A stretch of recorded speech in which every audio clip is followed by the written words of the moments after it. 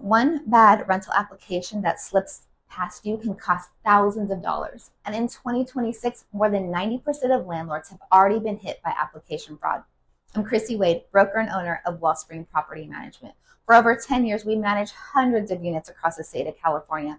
We know property management inside and out. By the end of this video, you'll know the 5 red flags that separate a solid applicant from an expensive mistake, and how to catch every one of them without tripping over fair housing law. Screening is much harder than it used to be. Application fraud is not a rare thing anymore. Industry surveys show in 2026 that over 90% of rental housing owners have run into it. And fake income documents now turn up in roughly 1 out of every 8 applications. The reason is simple.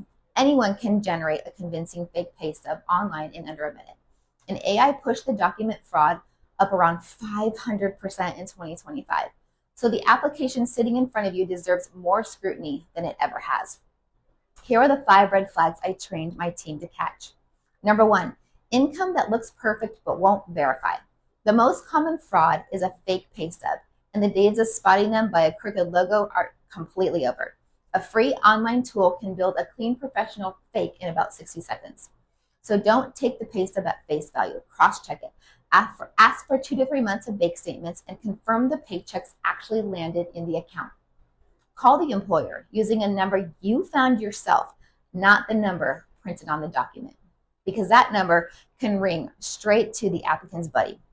Watch for suspiciously round numbers, fonts that change halfway down the page, math that doesn't quite add up, or a pay date that lands on a weekend.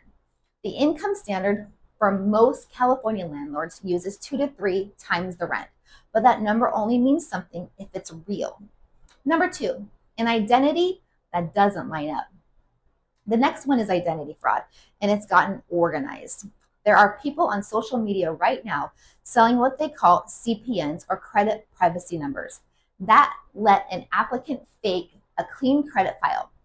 There are also flat-out stolen identities. Watch for thin credit history that somehow carries a perfect score, a social security number that doesn't match the name or date of birth, gaps in the address history, or an applicant who gets cagey without showing a government ID. Verify the photo ID matches the person standing in front of you and matches the name on the application. When the paper and the person don't agree, stop and dig. Number 3, a glowing current landlord and a silent prior one. Here's what nobody thinks about. The current landlord may give a rave review because they are desperate to get rid of a problem. That glowing reference can be a setup. The prior landlord has no reason to lie, so always call the previous landlord, not just the current one. And make sure the reference is a real landlord and not a friend reading from a script. Look the property up on your own. Call a number you found yourself and ask specific questions. Did they pay on time? Did they get their deposit back? And would you rent to them? Again, vague, glowing, and hard to verify is a pattern, not a coincidence. Red flag number 4, pressure, urgency, and cash up front. Behavior tells you as much as paper does. Be careful with the applicant who rushes you, who wants to skip the screening, who offers to pay several months up front, especially with a cashier's check. There's a scam working its way across California where the cashier's check clear at first, then the tenant gets the keys, and then the checks bounce a few days later. By then, they're in, and now you're looking at a full-blown eviction. So slow it down. A genuinely qualified applicant will never mind being screened properly. Urgency is a tool fraudsters use to keep you from checking. Red flag 5, skipping your own written criteria. The last red flag isn't about the applicant, it's about you, and it's the one that protects you legally. California's AB 2493, in effect since January 2025, requires you to hand every applicant your written screening criteria up front and to process applications in the order you receive them under a first served, first qualified, first approved system. You apply the exact same standard to everyone.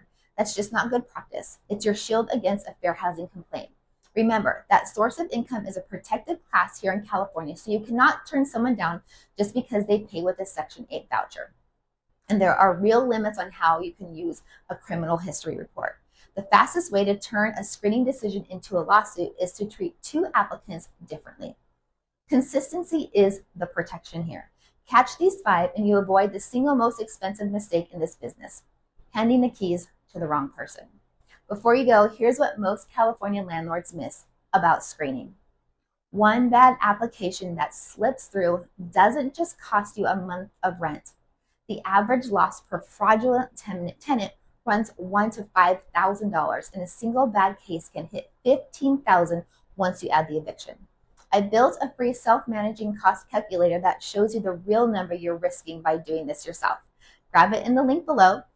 And if you're one of our fabulous clients already, you don't have to worry about this because we got you handled. I'm Chrissy Wade with Wellspring Property Management. Feel free to reach out to me at wellspringpm.com or call the office at 760-371-4282. That line comes straight to me. See you in the next video.